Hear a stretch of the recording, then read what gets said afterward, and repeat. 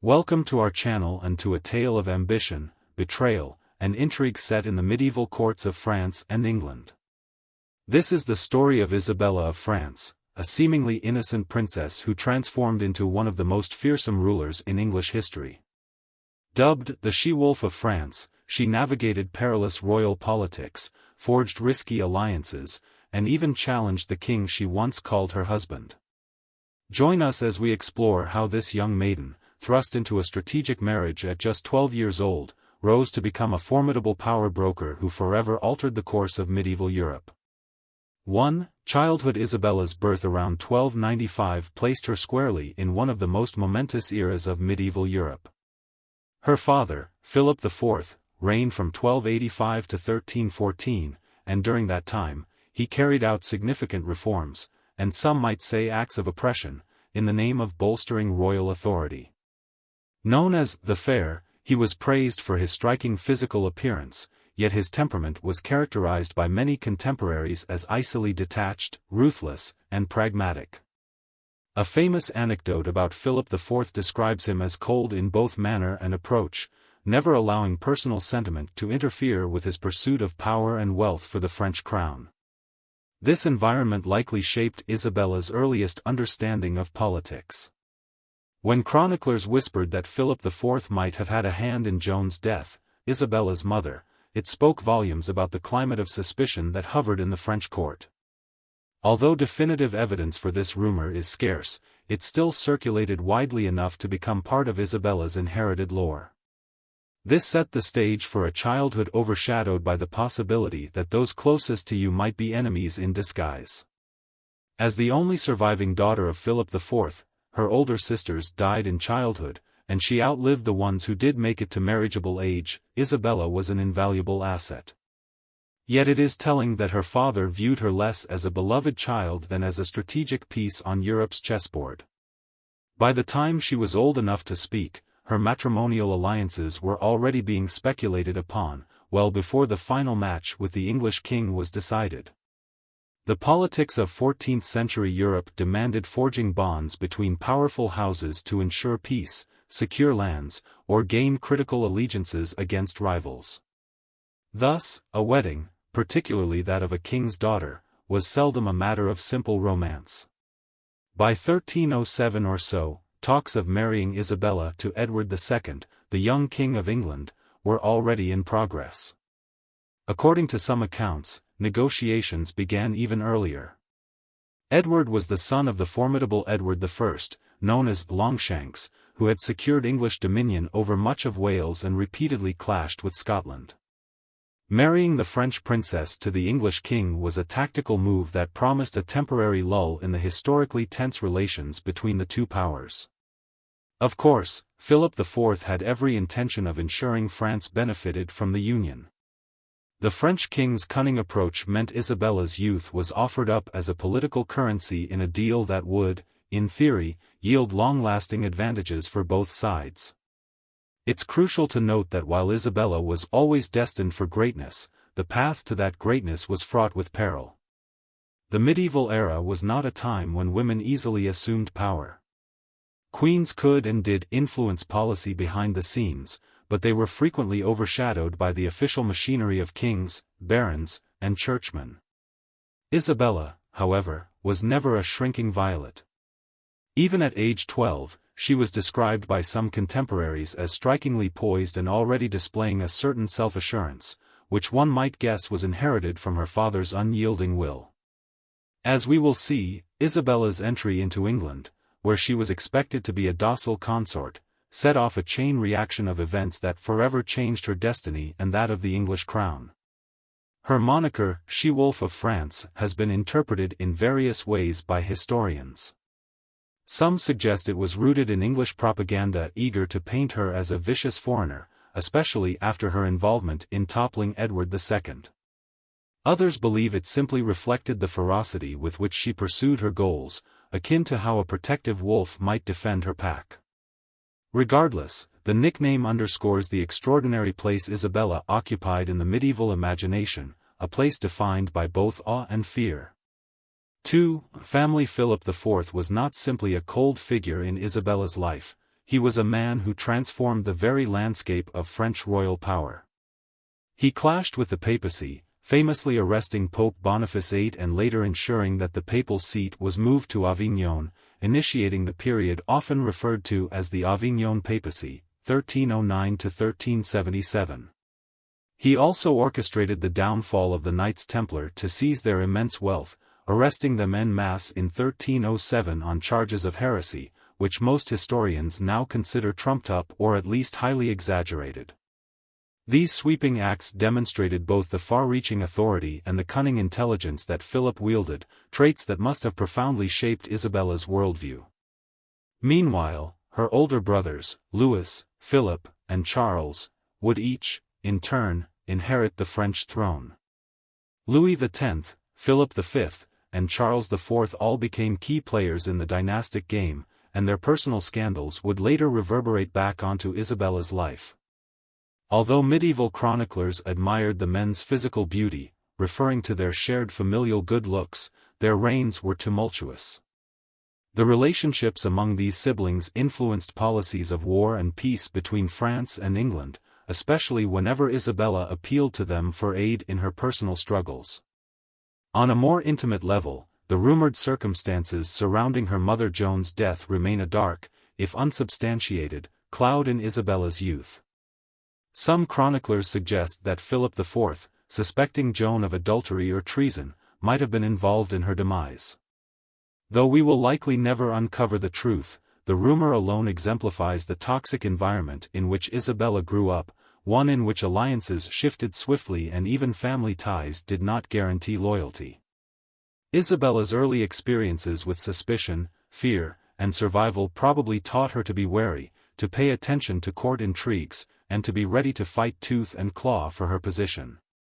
In some sense, it was these fundamental lessons that later allowed her to thrive in an English court that was itself no stranger to internal strife. Whenever she felt threatened in England, first by Edward's controversial favorites, then by baronial opposition, Isabella could and did appeal to her father or her brothers. The knowledge that she had a powerful network back in France must have emboldened her to take greater risks when challenging the status quo at the English court. Indeed, this transnational family connection would become critical when she felt she had no recourse within England itself, leading her eventually to return to France for what would turn out to be a pivotal chapter in her life story. 3. Career. Shortly after arriving in England, Isabella realized her royal life would be far from simple. Edward II had already fallen in with a favorite at court, the courtier Piers Gaveston. Debate has raged about the exact nature of Edward and Gaveston's relationship. Some historians describe them as adoptive brothers, while others point to a more scandalous truth. Either way, it quickly affected Isabella's status at court. Over time, Isabella learned how to maneuver in this tense atmosphere. She wrote letters to her father in France, complaining about how Edward's focus on Gaveston led to her own neglect. King Philip IV was furious and secretly helped fund disgruntled English barons who were also angry at Gaveston's undue influence. This led to Gaveston's temporary exile. Yet nothing could keep Edward and Gaveston apart for long, and he soon returned. Isabella, showing political savvy, changed tactics. She became Gaveston's ally for a while to keep the royal household united. Despite these efforts, the barons rose up again. In 1311, Isabella herself was briefly expelled from court during this turmoil. England soon fell into civil war, by 1312 to 1313, and Edward, alongside Gaveston, fought the barons. But that summer, they captured and executed Gaveston. Isabella was pregnant at the time. In November, she gave birth to a son, the future Edward III, which helped secure her position. England's woes did not end there. A series of humiliations against the Scots and the onset of the Great Famine exacerbated tensions. The barons blamed Edward, and by extension Isabella, for the kingdom's failings, cutting her funds and trying to control her household. Realizing her husband's rule was weak, Isabella began attending council meetings and acquiring more lands. Yet Edward soon found a new favorite, Hugh Despenser the Younger, whose family's unwavering loyalty to Edward created many enemies among the barons. Unlike with Gaveston, Isabella could not forge a workable alliance with Despenser. By 1322, Isabella found herself in greater danger. While accompanying Edward to fight the Scots, she became separated from the royal forces, was pursued by Scottish troops, and lost 2 of her ladies-in-waiting. She blamed Despenser's negligence and was furious upon reaching safety. Soon after, tensions with her native France exploded. Edward and Despenser seized Isabella's lands, imprisoned her French staff, and took away her younger children. When Isabella's brother, King Charles IV of France, seized Edward's French possessions in 1325, Edward sent Isabella to negotiate. Instead, while there, Isabella secretly began gathering allies against Edward. She also allegedly began an affair with Roger Mortimer, a disaffected English noble who had despised the Despensers for years. In 1326, Isabella and Mortimer set sail from France with an army and invaded England, quickly rallying the king's enemies. Edward II fled but was soon captured with Hugh Despenser. Despenser was brutally tortured and executed, and Edward II was forced to abdicate. Placed under house arrest, Edward died in captivity the following year under mysterious circumstances. Historians continue to debate whether Isabella and Mortimer had him murdered or if he died of ill health. Some even speculate he escaped and lived under a different name.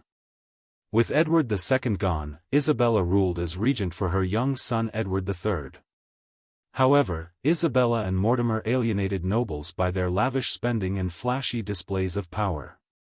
Tensions rose again, nearly causing another civil war. Finally, the young Edward III took matters into his own hands, arrested his mother and Mortimer in Nottingham Castle just before he turned 18, and had Mortimer hanged in November 1330. Isabella's life was spared, likely because she was the king's mother, and she endured a period of house arrest.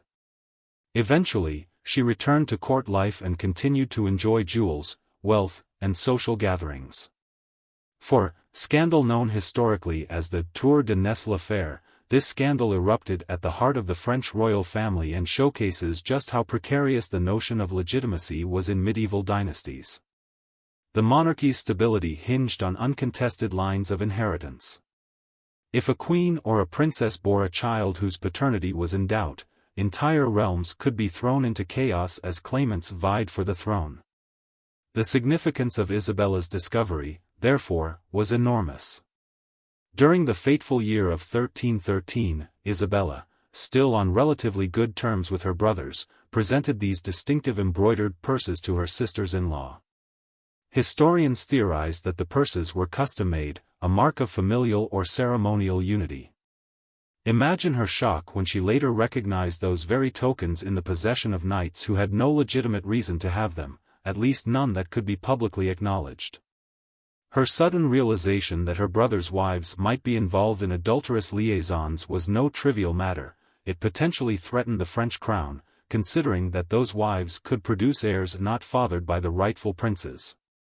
When Isabella alerted Philip IV, he erupted in anger.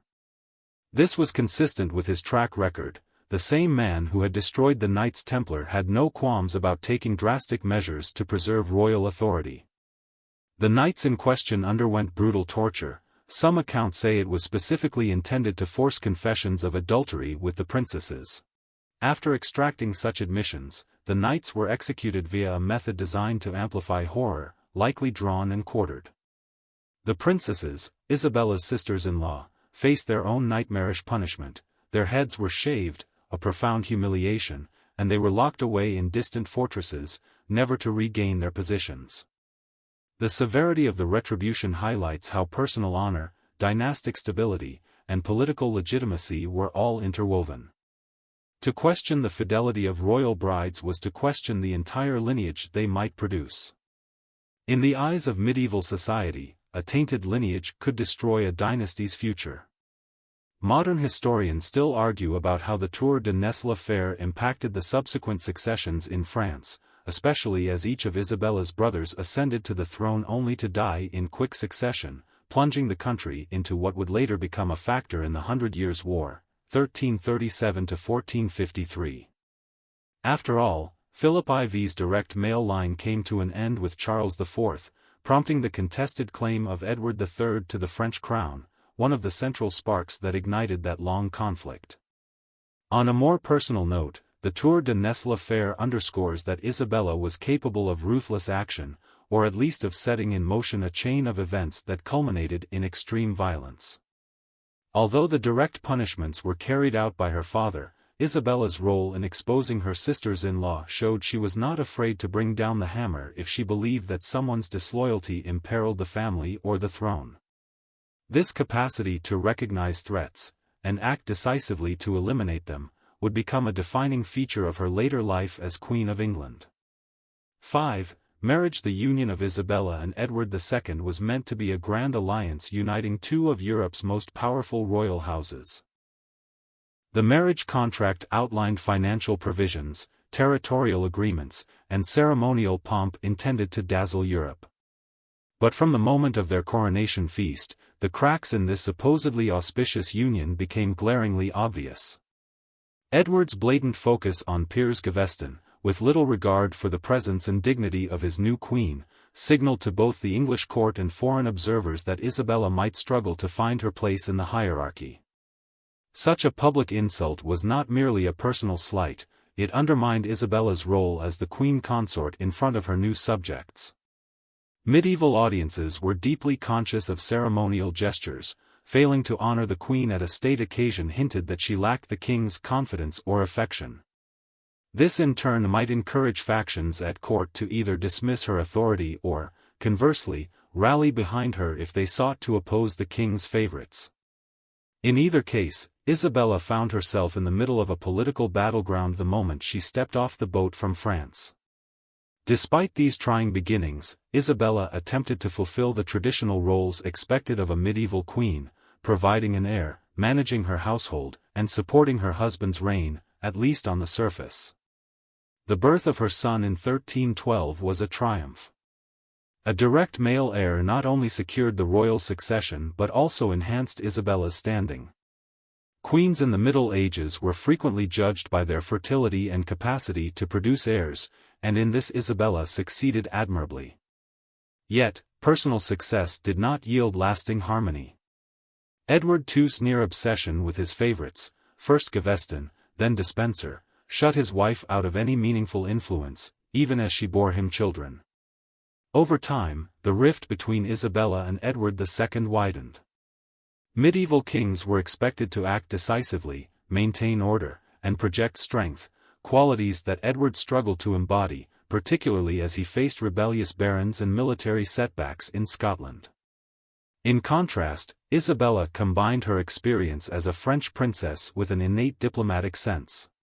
She recognized the mounting dangers of a court alienated by Edward's favoritism and used her networks, including her father and brothers in France, to bolster her position. Each baron or court official who opposed Edward's reliance on favorites saw Isabella as a potential ally in remedying the mismanagement. Eventually, Isabella's dissatisfaction morphed into outright rebellion. When the barons forced Edward to exile Gaveston, or threatened civil war otherwise, Isabella played a delicate balancing act. But once the Despensers rose to fill the vacuum left by Gaveston, Isabella realized that Edward II was unlikely to change. Her marriage to him, while still valid, became more of a strategic liability than a union of any affection. Her final decision to depose him was unprecedented in English history. While uprisings led by barons or rival claimants to the throne were common, the spectacle of a queen leading an invasion against her reigning husband was extraordinary. The success of her rebellion shattered any illusions that medieval queens were mere pawns. Isabella proved they could, under the right circumstances, unseat the very man who wore the crown. 6. Other relationships. Isabella's tumultuous relationships with the men in Edward's orbit, Gaveston and Despenser, reflected wider political fault lines within the realm. Each favorite brought his own supporters and detractors to court, causing factionalism that destabilized royal authority. In the case of Piers Gaveston, many barons resented how Edward lavished titles upon him, including the earldom of Cornwall, a title typically reserved for members of the royal family or those who had rendered extraordinary service to the crown. Gaveston's flamboyant style and perceived arrogance only poured fuel on this fire. Hugh Despencer the Younger was, if possible, even more controversial. The Despencer family had been loyal to Edward I, and Hugh the Younger inherited not just that legacy but also an appetite for land and titles. Alongside his father, Hugh Despencer the Elder, he effectively dominated Edward II's administration, orchestrating the downfall of rival barons and ignoring laws that limited royal prerogative. Their rapaciousness grew so intolerable that the barons who had initially supported Edward II against Gaveston began to wish they had never done so. When Edward refused to curb Despencer's power, the seeds of revolt were sown. It was within this maelstrom that Roger Mortimer emerged as Isabella's most crucial ally, and possibly lover.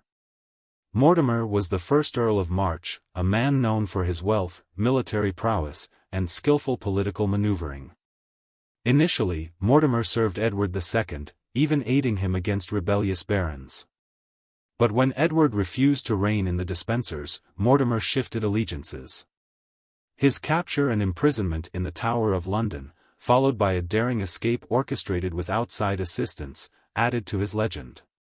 By the time Isabella arrived in France to negotiate, Mortimer was already a fugitive. Their partnership was a convergence of mutual interests. Both had been humiliated and dispossessed by Edward and the Despensers, both hungered for retribution, and both recognized they could rally support if they worked together. Their rumored affair was a salacious twist that historians still debate. Was it a genuine romantic connection, or was it a purely strategic alliance that later chroniclers embellished? Either way, their closeness scandalized Europe and gave Edward II further grounds to demand Isabella's return to England. Yet, because she remained in France, she was beyond his reach and free to plan the invasion. When their forces landed in 1326, they were welcomed by English nobles who had long since grown tired of Despencer tyranny. After the swift overthrow of Edward II, Isabella and Mortimer ruled as co-regents for the young Edward III. Their time in power was marked by heavy-handed methods reminiscent of the Despensers' rule. They appropriated lands, executed opponents without scruple, and spent lavishly. This led many barons to wonder whether they had replaced one form of tyranny with another.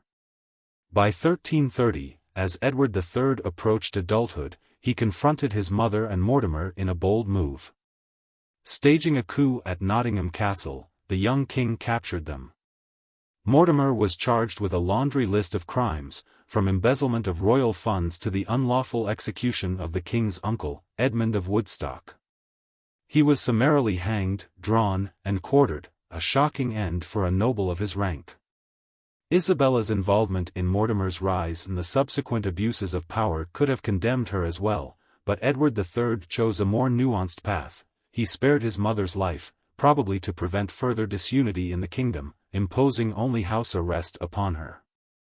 This final twist to the saga reveals the complexities of medieval monarchy, where public trials and displays of retribution had to be balanced with the recognition of dynastic ties.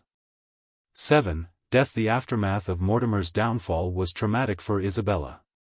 She not only lost her closest political ally but also faced the prospect of disgrace. Chroniclers suggest she suffered a period of mental distress. Some describe it as a nervous breakdown, under the weight of her sudden loss of power and the knowledge that she had narrowly escaped execution herself.